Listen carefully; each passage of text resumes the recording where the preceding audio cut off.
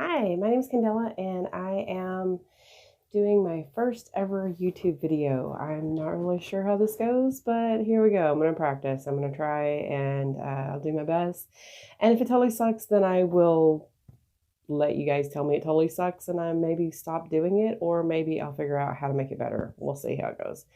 In any case, the reason I'm doing this YouTube video is because I am a therapist, and up until, I guess you heard about the whole coronavirus thing happening, right? So, up until we were instructed to do social distancing and not have any groups, I was facilitating a group for DBT skills. And my DBT skills group has informed me that they want their group back. And since I don't have the ability to bring them their group, my goal is to bring the lessons here to YouTube and let my group members take the lessons as they choose to via YouTube on their home computers or phones or laptops or devices of whatever kind of devices they have. And if it helps someone else, then yay, it helps someone else. So that's how it goes. For the most part, I'll be using information from this book. If you previously were paying a copay for your sessions, you could use your copay money to buy the book, and that way you would have the handouts and worksheets that you could flip through to use on your own. Okay, so let's start out with what is DBT. Most of my group members already know this, but for those who don't, I'm just going to start over. So DBT stands for Dialectical Behavioral Therapy. But before you can understand what dialectical behavioral therapy is, you have to know what cognitive behavioral therapy is. Cognitive behavioral therapy,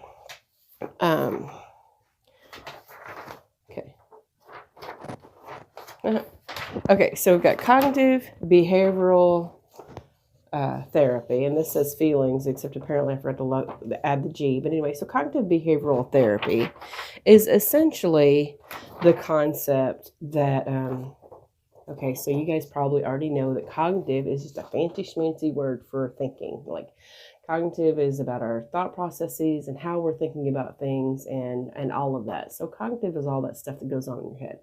Behavioral is just a fancy schmancy word for the stuff that we do, right? The things that we do with our hands, with our voice, with our bodies, with where we're showing up, how we're showing up, etc.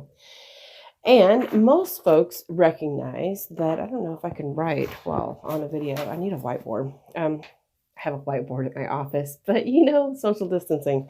So most people recognize that the way we think about things affects the way we feel. So if I think that I can do a YouTube video, I might feel brave and confident and etc. and actually do the YouTube video. So doing the way I think about it will actually influence what I do. So if I think I can do it, then I might actually do it. However, if I think that I can't do it, I might actually not do it. And so thinking can affect the way we do or don't do things. It can affect the way we feel about things. And the way that we feel about things can also affect the way we think about them. For example, if I feel scared and nervous and worried and incompetent, then I might think, oh my gosh, I really can't do this after all. And then I might not do it. And so I could feel really scared, and then I could choose not to do the YouTube video, or I might even just like crawl in bed and pull the covers up over my head and like, please don't, please don't make me get up and have to do this today. So I think everybody recognizes that, the way we think about things affects the way we feel about them, and the way we feel about them affects the way we think about them, and the way we think and feel about them affects what we do about them. And that's true for everything, not just a YouTube video, but it's true with regards to our parenting skills, with regards to our ability to get along with a spouse or an intimate partner, with our ability to teach others, with our ability to be good neighbors or friends. I mean, with everything that we do, how we feel about it affects how we do it, how we show up for it. Now, dialectical. So what's that got to do with dialectical behavioral therapy?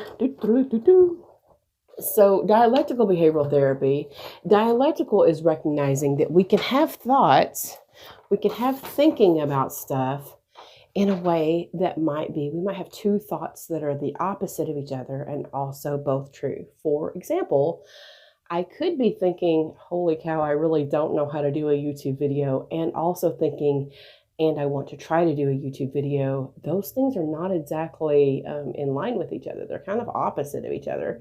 And yet here we are. I am doing a YouTube video. I'm having feelings of, I'm not really sure what I'm doing, and also I am learning and trying to do it. I could have a thought like, oh, it's morning and I don't really want to get out of bed.